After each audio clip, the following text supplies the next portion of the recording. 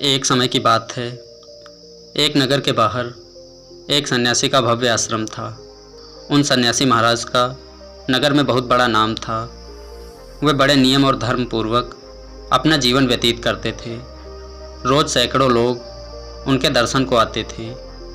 बाहर से देखने पर वे बड़े संयमित और धीर गंभीर लगते थे, परंतु सच्चाई यह थी कि उनका मन बड़ा चंचल था। सांसारिक सुख सुविधाओं का उन्हें बहुत ही लोभ था। वे आरामपूर्ण और सुविधापूर्ण जीवन जीना चाहते थे। उनका मन सदैव भोग विलास में ललायित रहता था। उन्हीं के आश्रम के ठीक सामने एक वेश्या का घर था। किसी कारण मजबूरीवश उसे वेश्या का पेशा अपनाना पड़ा, लेकिन उसका मन बहुत ही पवित्र था। वह मजबूरन इस धंधे को कर रही थी। उसे भोग विलास सुख सुविधा में कोई रुचि नहीं थी। समय मिलते ही वह ईश्वर के ध्यान में मग्न हो जाती थी। समय बीतता रहा। संयोगवश जिस दिन वह सन्यासी मरा, उसी दिन वह वेश्या भी मरी। सन्यासी की शव यात्रा बड़ी ही धूमधाम से निकाली गई। नगर के सभी गणमान्य उनकी शव यात्रा में शामिल हुए। पूरे विधि विधान से उनका अंतिम संस्कार किया गया, जबकि वेश्या का शव जंगल में ले जाकर फेंक दिया गया, जहाँ जंगली जानवरों ने उसको अपना भोजन बना लिया।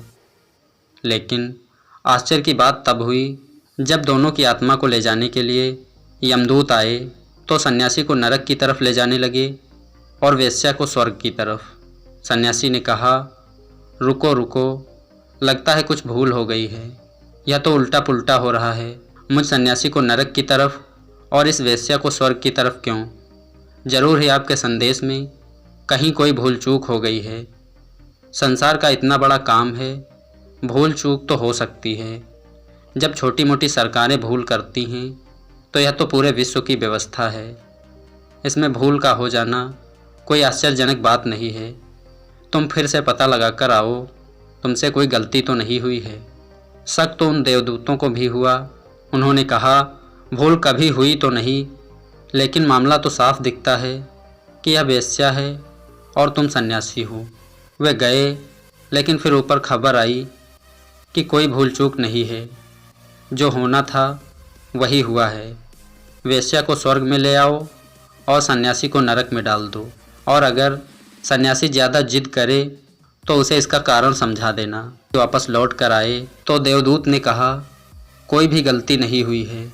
यह सुनकर सन्यासी की आत्मा ने देवदूतों से प्रश्न किया, मैंने तो नियम संयम पूर्वक अपना जीवन यापन किया, समय से स्नान, स्वच्छता के सभी संस्कार पालन किए, तब मुझे नरक मिल रहा है, जबकि इस अपवित्र शरीर वाली अधम वेश्या को स्वर्ग ले जाया जा रहा है।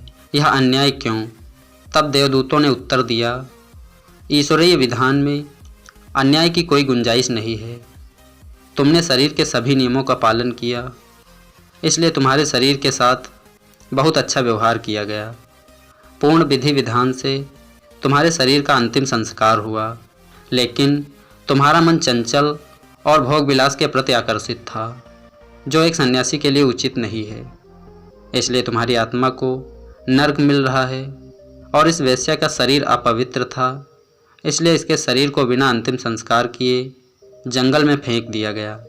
लेकिन अधम कर्म करते हुए भी इसका मन पवित्र था, इसलिए इसकी आत्मा को स्वर्ग मिल रहा है। इसमें अन्याय कहाँ है? इस प्रकार देवदूतों के अनुसार सन्यासी नरक में चला गया और वेश्या स्वर्ग चली गई। अतः जैसी आपकी सोच होगी वैसा ही आपका जीवन होगा, और जैसे आपके कर्म होंगे वैसे ही आपको भोगना होगा। दोस्तों, यह कहानी आपको कैसी लगी कमेंट में हमें ज़रूर बताना। कहानी से कोई सीख मिली हो तो वो भी कमेंट में लिखना ना भूलें। वीडियो अच्छी लगी हो तो वीडियो को एक लाइक ज़रूर कर दें। आपका कीमती समय देने के लिए बहुत बहुत धन्यवाद।